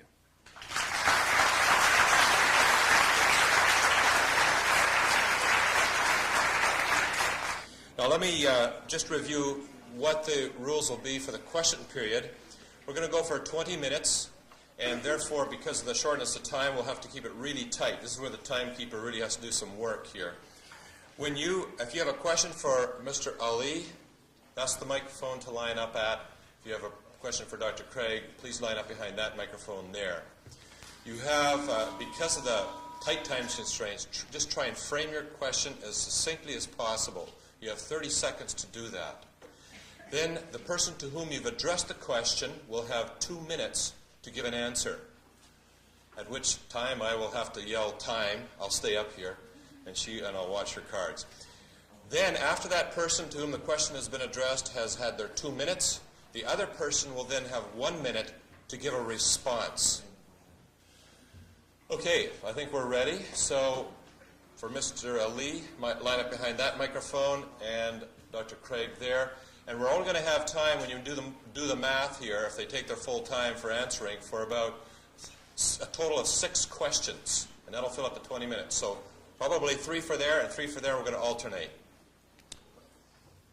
Okay, go ahead.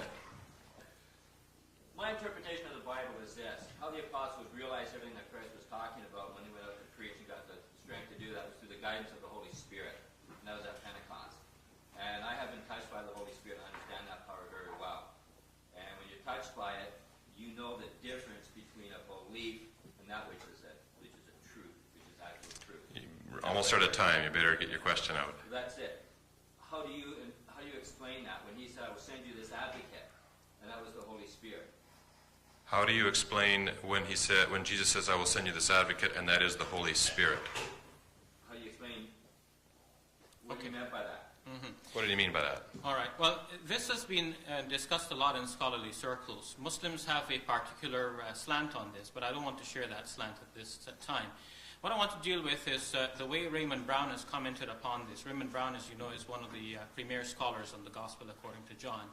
And what he thinks is that eventually when the second coming of Jesus did not materialize within the lifetime of the disciples as they had hoped would occur, eventually the idea that Jesus would send the Holy Spirit as the Paraclete, a kind of representative of Jesus in due time, emerged within the early Christian communities, so that the disciples who were disappointed, and the early Christians who were disappointed that Jesus did not return as promised within their lifetimes, eventually came to believe that Jesus made a promise that this Paraclete would come and would indwell believers, so that the presence of Jesus that was expected, the parousia, or the second coming that was expected, is replaced now by the idea that the Holy Spirit lives within the hearts of Christian believers.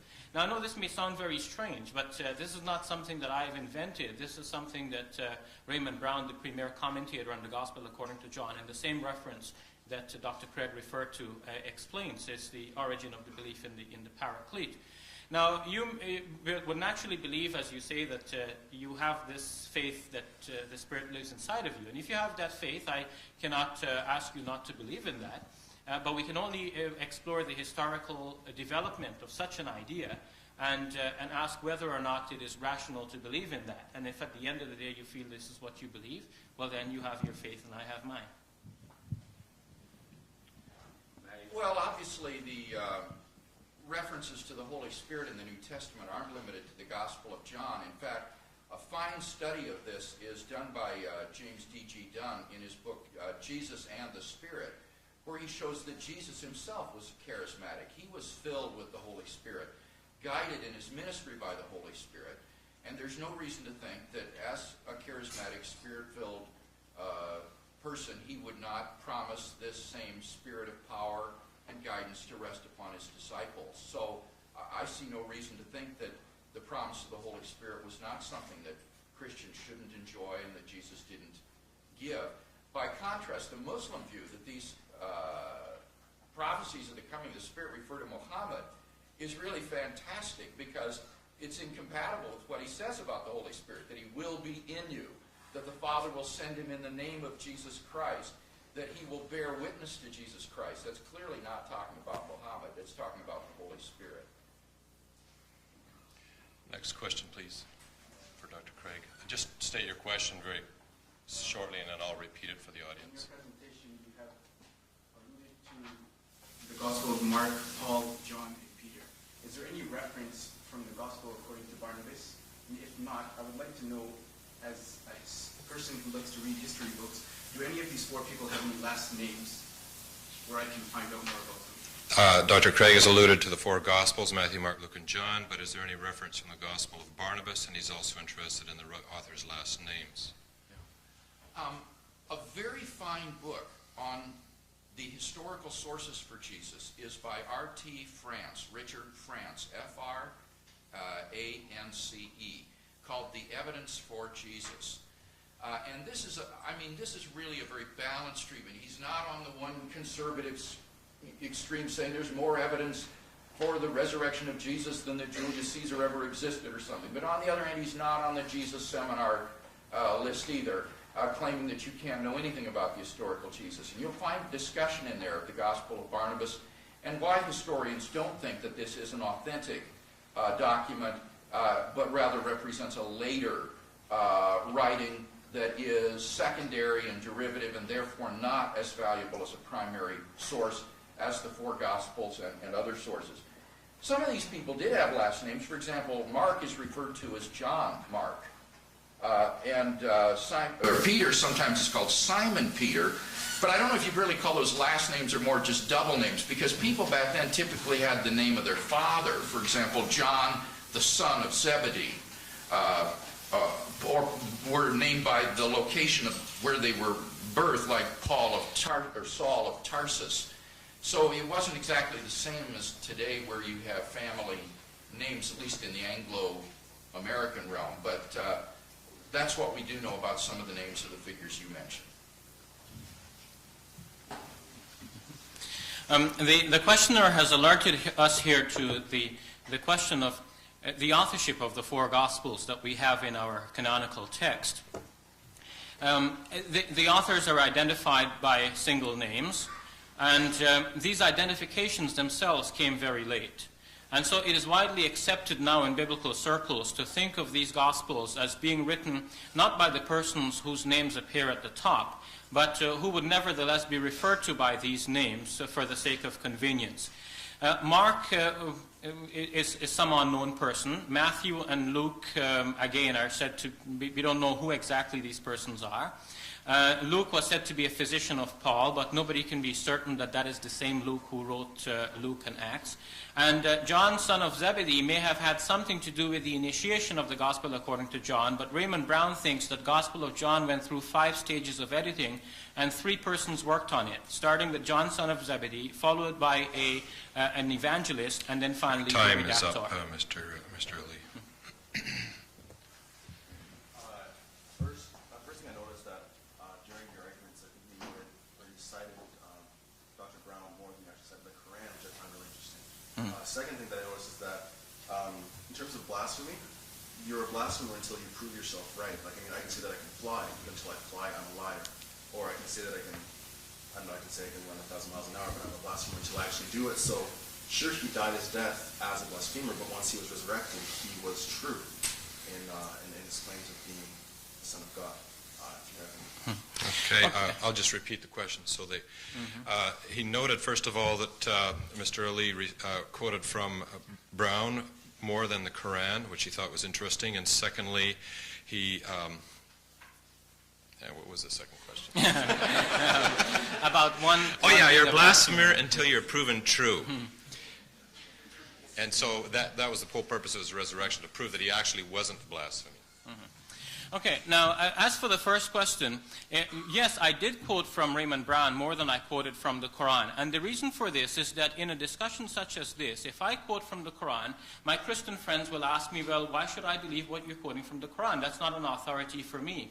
But since Dr. Craig has said that Raymond Brown is one of the greatest New Testament scholars of our time, and Bruce Metzger, whom you all recognize and respect, says that if you can have only one book on the New Testament, let it be Brown's introduction to the New Testament. So I feel that by quoting from this authority, the points would carry more weight, and they would have to be believable. Otherwise, we would have to reject all of these scholarly attestations for this great scholar of the New Testament. Second, I don't think it is true to say that we are all blasphemers until we are proven innocent. In fact, it's quite the opposite. Everyone is presumed innocent until proven guilty. However, in the apologetics that has been presented for the resurrection of Jesus, what Dr. Craig and others tell us is that Jesus died the death of a blasphemer, and nobody could believe in him until they experienced the resurrection. Even his disciples who lived and walked with him, they had to know that he is a blasphemer. And the only thing that could reverse that judgment is his resurrection from the dead. And I'm saying that our position now is just the same as the disciples were on the Friday night following the crucifixion. We should make the same judgment until someone proves to us that Jesus is actually resurrected from the dead. And when we see that the reports about his reappearance are so self-contradictory and mutually contradictory, and when we see that the reports cannot positively identify Jesus, and in the first place we cannot really be assured that he had actually died, I say that the case for the resurrection is really weak, and we can only believe in Jesus if we believe the Quran that he was not a blasphemer, he was righteous from beginning to end and all the way in between. Well, that is not the voice of someone who is looking at the evidence objectively. If we look at the evidence objectively, we will say, yes, Jesus was a blasphemer for claiming these things if he didn't rise from the dead.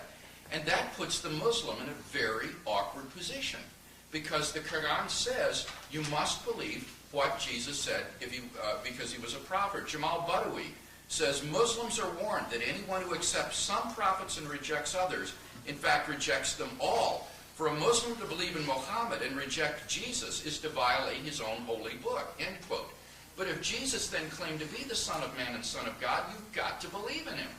Now, how can you do that if he was crucified? Well, by the resurrection of the dead, which showed he wasn't a blasphemer after all.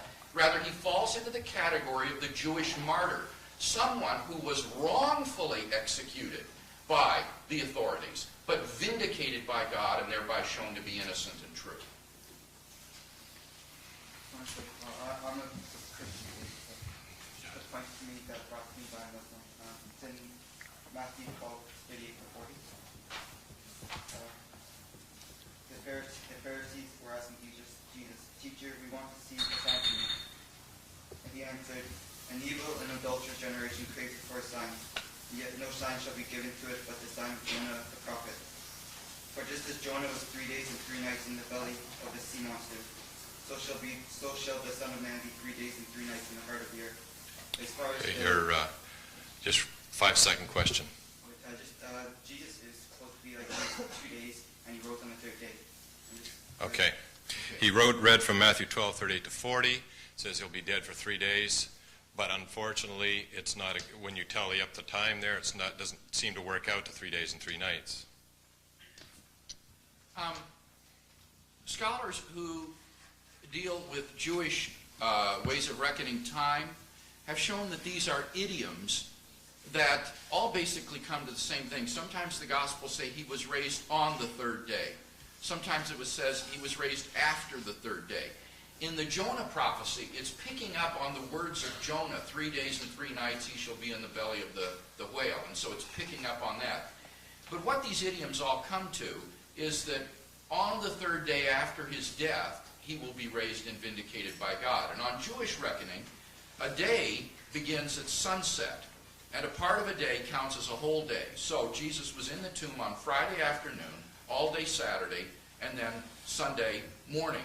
And therefore, on the third day, he was raised from the dead. In fact, as wild as it sounds, if Jesus were interred Friday afternoon and raised Saturday night after 6 o'clock, when the Sabbath was over, then the Jew would say he was raised on the third day, because by Jewish reckoning that was on the third day after the crucifixion. So you shouldn't try to press the Gospels for chronological precision as though this was a police report. These are Jewish or Semitic idioms which simply indicate that it was on the third day after the death of Christ that he would be vindicated. And the Jonah prophecy is a useful type or anticipation of this that can be quoted as a proof text. Yeah, I'm sorry that I cannot agree with Dr. Craig that this is just simply a Jewish idiom. The Abingdon Bible commentary actually notes on Matthew 12:40 that this is a gloss, that some later copyist must have put this in. And because no matter how you tally it up, obviously it does not work out to 3 days and 3 nights. And it is obvious that some later error has crept into it here. According to Mark's Gospel, when Jesus' body was requested to be taken down from the cross, it had already been evening, which would only indicate that the Saturday had already started. And so we cannot get 3 days and 3 nights. But notice something interesting, that Jonah was alive in the belly of the whale, and the prophecy here would have it that the Son of Man should be alive in the belly of the earth, as an argument that has been nicely advanced by Sheikh Ahmad Didat, and it ties in with what I've been trying to present tonight. As Jonah was alive, the Son of Man would also be alive. He was not dead. If Jesus didn't claim to be God, what was he on trial for? Because it would just make sense to me that if he didn't claim that, he would be easily excused by Pilate because he wanted to excuse Jesus. And yeah, that's what Okay, if Jesus did not claim to be God, then what was he on trial for? Okay, first, why was Jesus on trial before the Jewish authorities? The Gospel of Mark, which is the best of the four in terms of the historical accuracy, shows us that when Jesus began his preaching and healing, he already fell into disfavor with the Jews very quickly because he did not subscribe to their extremist interpretations of the law. They prescribed that nobody could heal on the Sabbath, and Jesus demonstrated before them that he could actually heal on the Sabbath. A man with a withered hand stood forward, and Jesus healed him. And according to Mark chapter 3, the scribes and Pharisees immediately took counsel with the Herodians to put Jesus to death. Why? Because he was healing on the Sabbath. Although he explained to them, look, the Sabbath is made for man, not man for the Sabbath. You could actually do good work on the Sabbath. But because they had this idea that anyone who even gathers sticks on the Sabbath, as prescribed in the book of Numbers, should be put to death, they wanted to put Jesus to death for violating the Sabbath rules. And then they put Jesus on trial. They brought false witnesses against him. This is the whole point. Jesus was not justly condemned in the Jewish court. They brought false witnesses against him. In the Gospel according to Mark, it is said that they asked him a question and Jesus replied, yes, I am. But comparing that with Matthew and Luke, scholars think that this form in Mark is in fact a later redaction in Mark's Gospel itself, and that Jesus had given a non-committal answer at most. He did not admit to being the Son of God or the Son of Man on this occasion. Nevertheless, they took him before Pilate, claiming that he claimed to be the king of the Jews. And Pilate said, I found no crime in this man, after Pilate had examined Jesus. Pilate realized that Jesus was not making the kinds of claims that they claimed. But then they pressed Pilate, saying that Jesus did in fact claim this, and if you won't crucify him, we'll report you to Caesar. And under this pressure, Pilate eventually relented according to these Gospels, and eventually agreed to have Jesus crucified.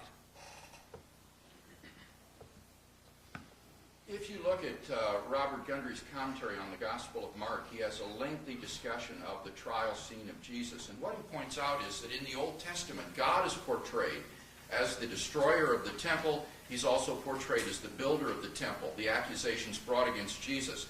So Gundry says on page 900, saying that Jesus predicted both his destruction of the temple and his building of another brings to virtual certainty the entailment of a charge that he arrogated to himself divine roles. He also shows why it is an authentic saying that Jesus claimed to be the Son of Man, coming on the clouds of heaven, seated at the right hand of the power, thereby making himself equal to God, as I explained in my opening speech. So Jesus is making claims that were blasphemous, and merely healing on the Sabbath wouldn't have led to his crucifixion as king of the Jews. That can only be explained by his making messianic pretensions, which were what got him into trouble with the Jewish authorities. I was going to say like that. Like, I believe Jesus is God because, like, I pray to him, I worship him, and like I wouldn't do that just for a prophet. So, my question is, did the early church also believe that Jesus was God, or is that something that happened like later on? Yeah. Did the early church also believe that Jesus was God, or is that something that happened later on? Yes, this is, now Shabir will tell you this happened later on, but that's not correct, in fact.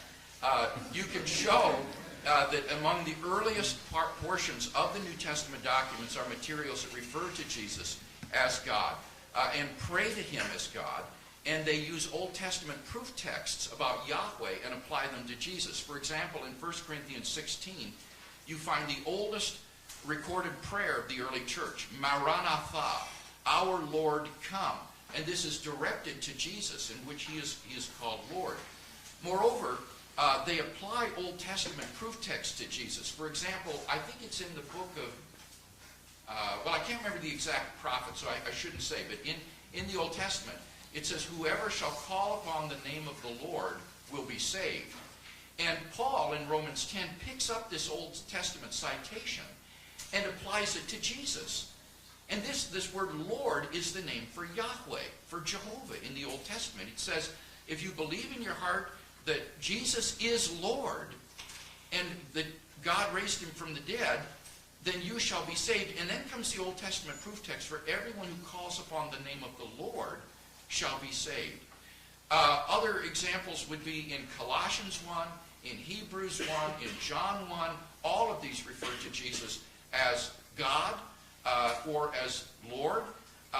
And they also offer worship to Jesus, regard him as forgiving sins.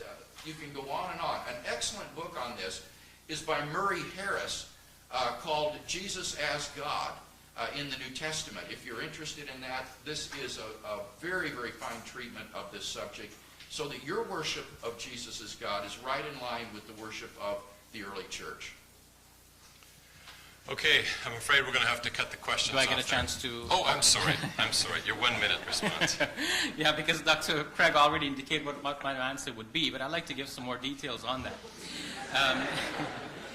Because actually what he said would lead into my answer. Notice that the quotations he gave were all from the writings of Paul and one from the Gospel according to John. And my contention would be that Paul was a very important catalyst for this later developing idea. And the Gospel according to John, recall, was the last of the four to be written. And according to Raymond Brown, where the beginning there says, in the beginning was the Word and the Word was with God, that is said by Raymond Brown to be added by the redactor at the last stage, probably about 100 CE, about 70 years after Jesus had left the scene. So yes, I would confirm that this is a later development. If you read Acts of the Apostles, look at what the disciples were said to be preaching early on. They were referring in Acts 3:13 to God as the God of our fathers and saying that he had raised Jesus. So it's the God of our fathers had raised Jesus. They were clearly distinguishing between Jesus and time his is God. up, Mr. Ali. Okay, that concludes the entire debate. Once again, I would like to thank you for coming, and I would like to thank Mr. Shabir Ali for participating in this discussion, as well as Dr. William Craig.